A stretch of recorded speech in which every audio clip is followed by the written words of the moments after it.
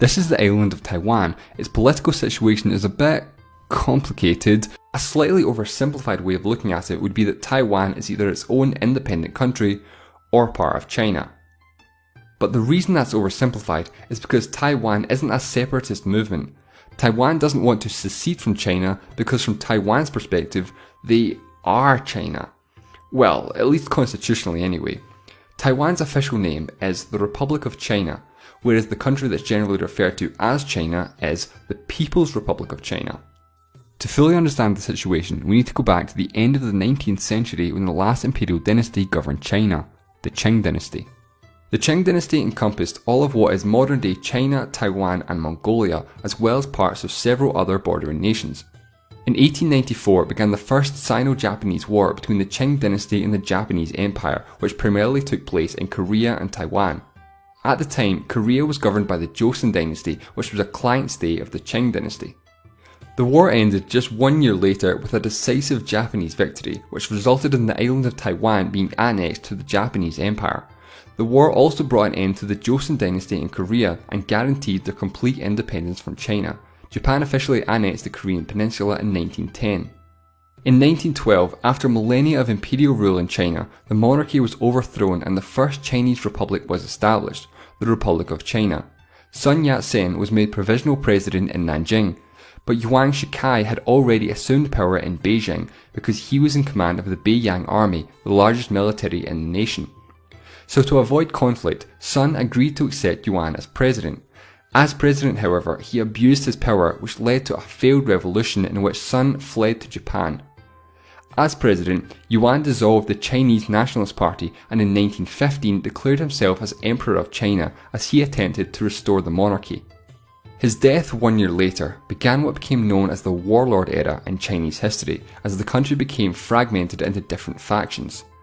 In 1917, Sun Yat-sen, generally considered the founder of the Republic of China, returned from exile to re-establish the Republic. He revived his Nationalist Party under the name of Kuomintang. The government was established in the south of the country as the north was dominated by warlords and the Imperial Beiyang army. Sun Yat-sen wanted to unite the country under one government, however he lacked the military power to take on the warlords. After help from the West was refused, assistance came from the Soviet Union. In exchange for their military assistance, they asked that the Kuomintang cooperate and ally with the much smaller Chinese Communist Party. The warlord era came to an end with a 2-year military campaign called the Northern Expedition. However, before this military campaign was complete, the alliance between the nationalists and the communists began to fall apart after the death of Sun Yat-sen in 1925. The Kuomintang party split into two separate right and left-leaning factions. The left-leaning faction moved its capital to Wuhan. The original right-leaning Kuomintang party, now led by Chiang Kai-shek, took control of Nanjing and declared it their capital. The Chiang nationalists sought to purge the communists among their ranks, and in April of 1927, in what became known as the Shanghai Massacre, thousands of communists were executed by nationalist forces. The left-leaning Kuomintang faction which broke away also began executing communists, and the party ultimately collapsed, leaving the original party as the sole legitimate government of China. The execution of communists ended their alliance with the Soviet Union and led to the start of the Chinese Civil War between the nationalists and the communists. The war began in August of 1927 with the Nanchang Uprising and the founding of the Red Army, the army of the Communist Party with Mao Zedong as commander-in-chief. 4 years later, in 1931, with the Civil War still ongoing, the Empire of Japan sought to use the war as an opportunity to expand their sphere of influence by invading China. The Japanese Imperial Army invaded the east coast of China and occupied Manchuria, as well as other nearby lands. Japan installed their own puppet government and fighting continued, although it didn't escalate until all-out war between the two nations. Until 1937, when it did. Now, since the initial invasion back in 1931, the civil war in China had continued. Many nationalists had called for a temporary truce with the communists to defend China against the Japanese. However, Chiang Kai-shek, the Kuomintang leader, refused, and he wanted to continue the war against the communists. This changed in 1936 when he was kidnapped by one of his own commanders, who forced him to agree to a military alliance with the communists as they fought Japan, their common enemy. The Second Sino-Japanese War escalated as Japan pushed into the Chinese capital of Nanjing and massacred tens of thousands of civilians and soldiers. In 1941, with World War II ongoing, Japan carried out a surprise attack on Pearl Harbor. At this point, the United States were not at war with anyone, but the Japanese launched a strike to try and prevent the US from interfering with their wars in the Pacific. The attack caused immediate declaration of war by the United States. American involvement in the war would ultimately lead to what ended World War II in the Pacific theatre. In July of 1945, in the Potsdam Declaration, the Allied forces called for Japan's unconditional surrender. In August of 1945, the United States drops 2 atomic bombs on the Japanese cities of Hiroshima and Nagasaki. Just days later, the Japanese accepted the terms of the surrender. Part of the surrender agreement included that Japan returned sovereignty of all lands that they had gained through warfare. However, this didn't just include territory they had gained during World War II, this also included their annexations of Korea and Taiwan several decades earlier. So the island of Taiwan, taken from the Qing dynasty by Japan in 1895, was to be returned to China. After the war with Japan was over, the Chinese Civil War started up again in 1946. The nationalists and the communists only ever had a very loose alliance against the Japanese, and the fighting never completely stopped. The Soviet Union backed the communists, while the United States backed the nationalists in what were the early years of the Cold War. Despite having a superior number of soldiers and equipment, the Chinese Civil War was decisively won by the communists as they captured more and more land, pushing the nationalists further and further back until 1949 when the Kuomintang government retreated to the island of Taiwan. This effectively ended the Civil War, although no official peace treaty was ever signed. Later that year, the Communist Party proclaimed the People's Republic of China. Meanwhile, the Kuomintang government, the Republic of China, and the still internationally recognised government of China was exiled to the island of Taiwan. Over the course of the next few decades, international recognition began to shift from the Republic of China to the People's Republic of China, and in 1971, with UN General Assembly Resolution 2758, the People's Republic of China were recognised as the legitimate government of China. Although the United States had voted against the resolution, the US broke off diplomatic ties with the ROC in 1979. The same year, the PRC attempted to open up communication with the ROC with a proposal known as the Three Links. This, however, was completely rejected by the ROC, who responded by adopting the Three No's policy: no contact, no compromise, no negotiation. This policy, however, had to be revised in 1986 when a China Airlines 747 aircraft was hijacked by an ROC pilot when he changed its course to Guangdong and defected to the PRC. This forced the ROC and the PRC to communicate with each other.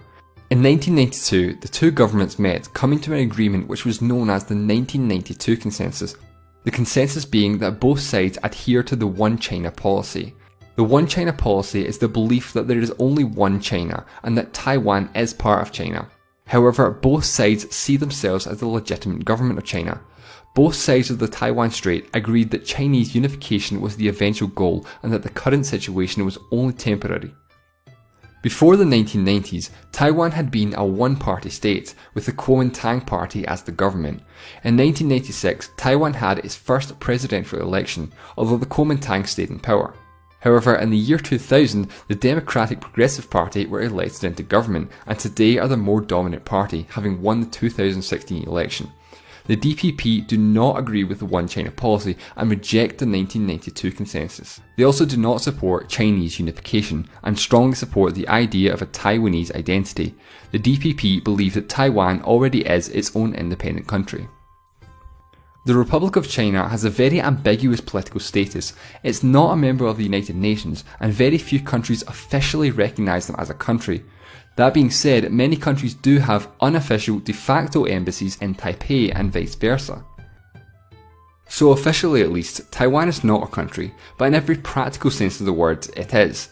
They have their own government with their own president, which has jurisdiction over the whole island of Taiwan. They have their own military, issue their own passports, and they even take part in sporting events such as the Olympics and the FIFA World Cup.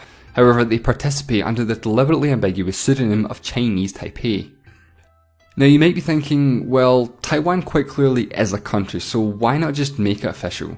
Why not just declare independence and change their name to the Republic of Taiwan or something like that? Well, there is support for Taiwanese independence, but it's not something that has a huge amount of support, and this is because of China. While many people may support the idea in principle, in practice it's something that can be quite dangerous because China is hostile towards the idea of Taiwan becoming an independent nation, because according to the PRC, Taiwan is an inseparable part of Chinese territory since antiquity, and have threatened to unify China and Taiwan by force, if necessary, should Taiwan try to pursue independence. So unfortunately, resolving Taiwan's political status is something that could be incredibly difficult or even impossible for the foreseeable future. The two ways to resolve the dispute both seem incredibly unlikely to happen anytime soon. The first, unification. Taiwan unifies with China. This is unlikely because neither side would be willing to give up their claim as the legitimate government of China, and after being separated for several decades, their populations are very different people. The second, independence. This may seem like the most practical approach to solve the dispute, but with China being hostile to Taiwanese independence, it's just too dangerous as something that could be realistically considered at the moment. So the third and most likely scenario, the status quo. In today's geopolitical climate, this seems like the only realistic option. So hopefully now it's clear why I said at the start of the video that saying Taiwan is either its own independent country or part of China is oversimplified. It's a much more complicated issue than that, so obviously there's no yes or no answer to the question, is Taiwan a country, because it depends on who you ask and how you define a country, etc, etc. Taiwan has a long and complicated history that has brought about this ambiguous political status that it has today, a political status that challenges the very meaning of the word country. However, everyday life in Taiwan is generally unaffected, and it operates like any other country in the world. The people of Taiwan live their lives like any other people, the majority of whom consider themselves Taiwanese, and the ambiguous political status has very little impact on their day-to-day lives. Nevertheless, it is unfortunate that almost every other country in the world must play along with this facade that Taiwan doesn't exist, and that the issue is generally swept under the rug rather than being discussed or debated simply because it's a controversial topic and can be uncomfortable to talk about. Thanks for watching.